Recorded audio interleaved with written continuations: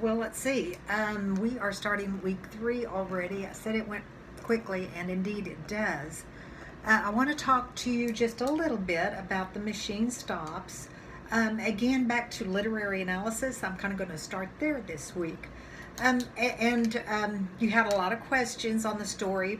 I think a pretty darn good story considering it was written in 1909. Um, but let's go back to the idea of analysis and if you had to write an analytical paper over the story.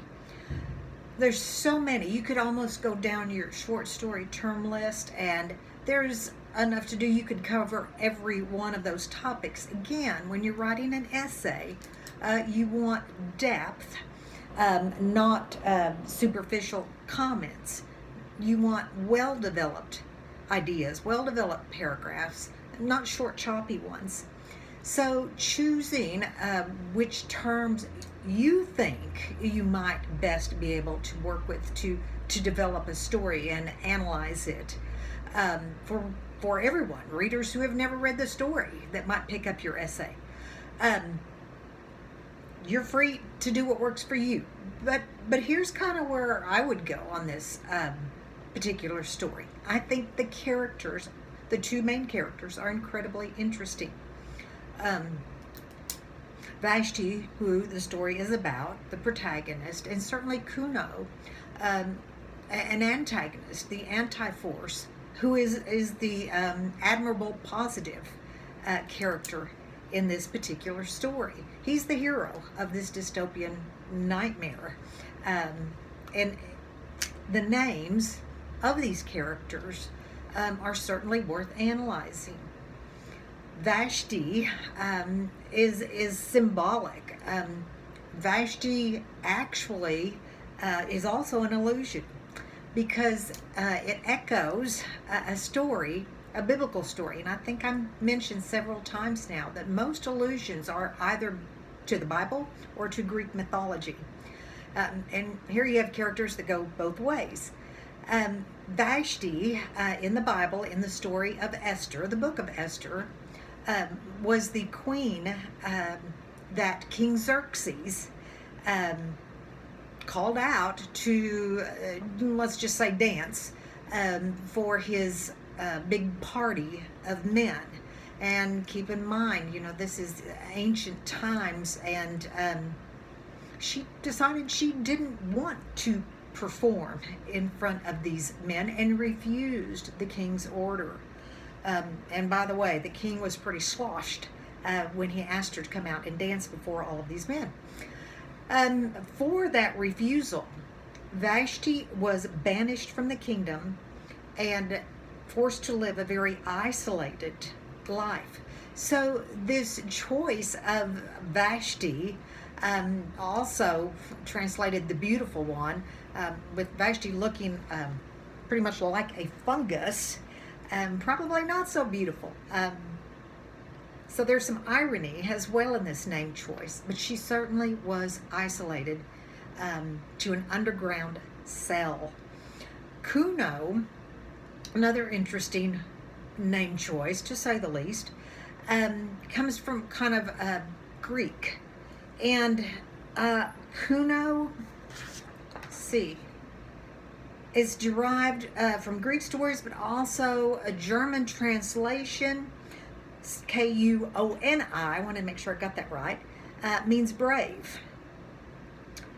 And in this case, Kuno was brave physically. One of his big problems, he was too muscularly adept in this very passive society. It was a demerit to have muscles. But he also had a very curious mind.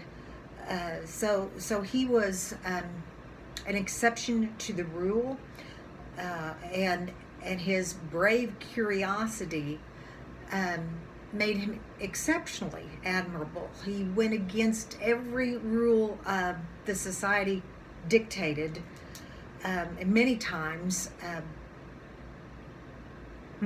where is the line when that becomes a must if you're going to like your own self? So certainly the characters, the names, and the stories behind their names would give you a lot to analyze. More, it would give you an extremely well-developed paragraph. There are several allusions in this story. I'm just going to talk about two. First of all, what is it that so fascinates Kuno? It's the constellation of Orion. This shape of the stars in the sky, a man with a sword, and there are lots and lots. I just Googled. There's lots of different Greek mythological stories about Orion. Most of them agree that Orion was brave in one way or another, and because of his bravery, he was elevated to the heavens. So certainly there's this connection between Kuno, who is our brave rebel, and Orion, whose bravery elevated him to forever, stand above all in the sky. And again, it is this constellation that absolutely pushes Kuno over the edge. He has got to do some exploration for himself. He is a skeptic, and I think that's a mark of being an educated person. Optimism, if you're overly optimistic, if you're just optimistic about everything, you're a little naive. If you're a pessimist, you're a little dark. Optimist sees everything coming up roses, and a pessimist sees everything. I always think of Eeyore, Winnie the Pooh, just nothing's going to happen to me. But what I think an educated person wants to be is a skeptic. That's just one who questions and goes, wait a minute, 2 + 2 is supposed to equal 4, and something isn't adding up here. A well-reasoned person is a skeptic, one who just questions, who doesn't take things at face value, who doesn't, again, assume that they're getting took, but has some healthy distrust of just things that are dealt out. Do you question? And Kuno certainly was a questioner. There's another interesting allusion, and again, a literary allusion is a reference to something previously written that the author expects his audience to pick up on. There's this line in the story, "We have come back to our own," it says right at the end. "We died, but we have recaptured life as it was in Wessex when Alfred overthrew the Danes." Now, you can easily read on past that and get the story. But really digesting it, what is this story of Alfred and the Danes? Well, in 878 AD, that's going back quite a ways, there was no England as yet. Anglo-Saxons kind of ruled that part of the world, and known as Wessex. King Alfred was a very brave king who took on the Vikings who had invaded the land and defeated them. And they began anew with a very, for the time, I guess we would say a very democratic society in many ways. Yeah, there was a king, a monarch, but there was input allowed. Well, you can see why it fits in here well, that we're going to recapture life, take out the Vikings, those who worship the machines, and carry on in a better world. Imagery, wow, there's so many images you could work with in this story. I want to talk just a little bit about the very first sentence in the story and almost the last sentence. The story begins, "Imagine, if you can, a small room hexagonal in shape like the cell of a bee." So you have this image of a honeycomb that describes the inner structure. There's all these small little rooms, hexagonal in shape, that are identical to each other, identical across the whole world, and they only accommodate one person. And of course, the queen bee in this honeycomb world would be the machine. In the very last paragraph of the story, the whole city was broken like a honeycomb. Well, what happens when a honeycomb breaks? Some bees will die as they fight their way through, But eventually, there will be a regrouping and a new civilization, if you will emerge. And as Kuno and Vashti take their last gasps of air, um, Kuno says, basically it's okay because there's going to be people emerge, people who have lived through this, who are smart enough to get out. And some of these people will live and join them, and there will be a new society, and we will never, never, never succumb to the power of technology again. Well, that may be a little optimistic. One other image that I think is just a must. This was one of your questions. They talk about defeating the sun. Now, obviously, they're underground, and they're no longer in touch with nature or the sun, which has affected humankind since day one. It used to be the sundial that, clocked the time. Farmers, a sun up and sun down. It's before electricity. It's when you got up and got it in the fields at night. You couldn't see. It was time to go to sleep. And we've become, I think, more and more detached from that, but we're still on the top of the earth. This society has gone totally underground. They are detached from the most basic constraints of science, such as the sun and all that it does, the moon. They are buried alive, both physically, mentally, and spiritually. There's just not much first-hand thinking going on at all. And then that's discussed throughout the story.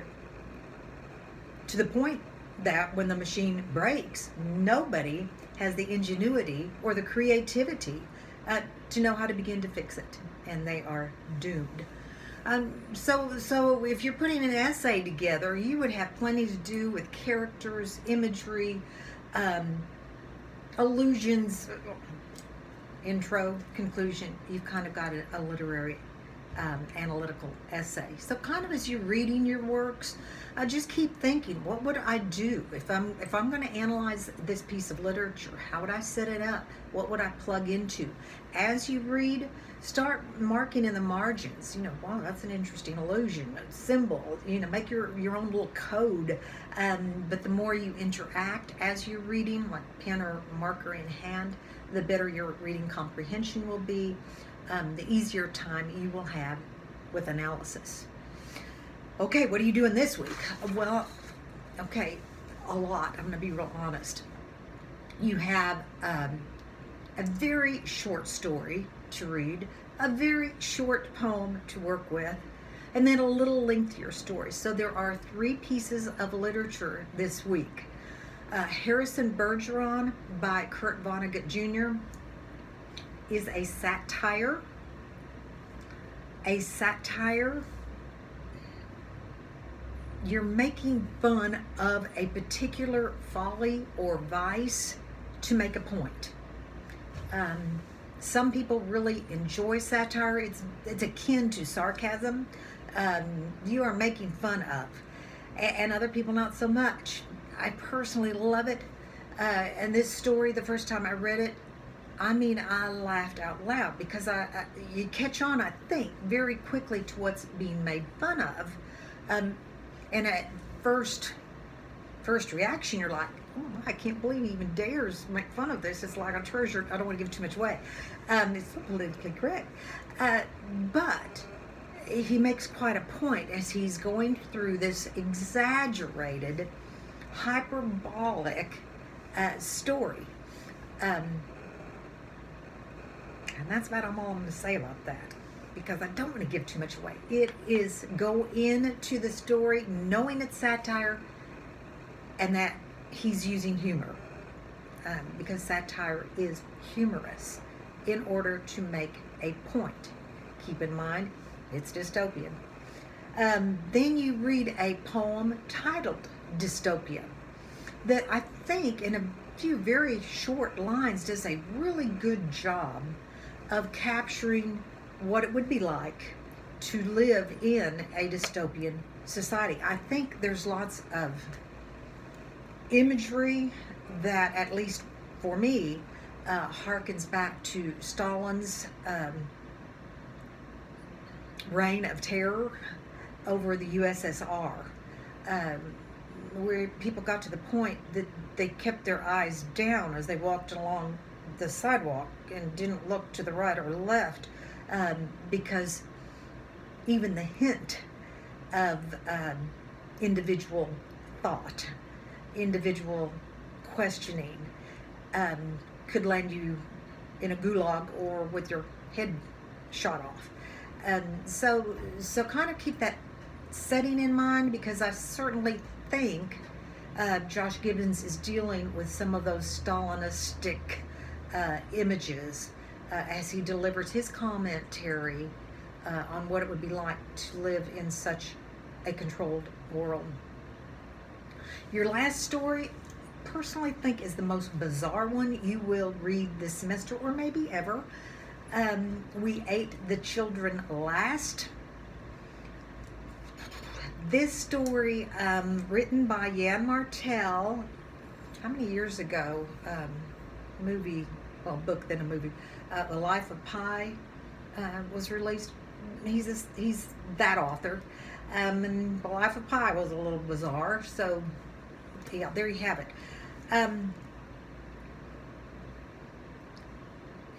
I don't want to give it away, but ponder for a moment before you begin reading the story. Ponder the title.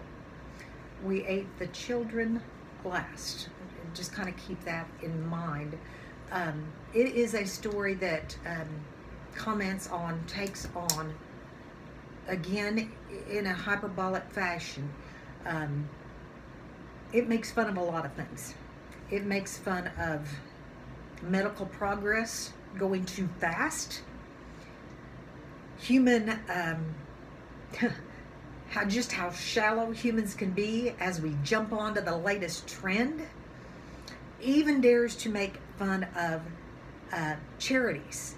If you do not know the story of the Good Samaritan in the Bible, I would take 2 minutes and Google just summary, the Good Samaritan, or you will miss how very cleverly Martel is making his point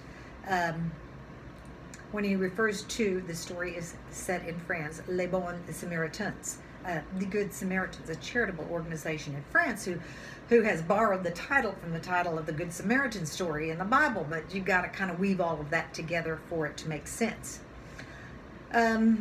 Discussion posts, again, your discussions are to connect the story in some way to some current aspect of life, something that is going on right now. Hope that's making sense to you. One thing I did notice, some of you are rushing just a bit, I think, when you are reading your questions. Maybe read them more than once. Maybe read them out loud. Because maybe you're picking up a part of it, not the whole question. Just be a little more careful when you read your assignments, and I think you will do better if you're struggling a bit. Now let's see, we'll meet with conferences again, and I do want to emphasize, please, please, please, come into those conferences with something we need to talk about. You've got some graded assignments, quite a few by this point in time. So if you would like clarification as to any grade, that's a really good time to talk about it. I don't want to bog you down with too much reaction and commentary and feedback. If I don't give enough, this is a time to really clarify that. One more time, don't forget to look at your weekly commentaries. They are in content, weekly commentaries, and I go through and rather specifically hit assignments from the previous week so everyone is clear, because I don't want you going into writing an essay and thinking you were on track and having something amiss that'll throw your essay off. So please take time to review those comments. Okay, I think that's it for this week.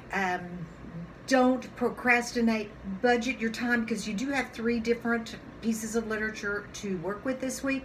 A little Dropbox assignment, discussion post on each one. Yeah, I know that means more for you. It means more for me to grade, but we're in a 7 weeks content course, just the way it kind of falls. Let me know if I can help, and have a good week.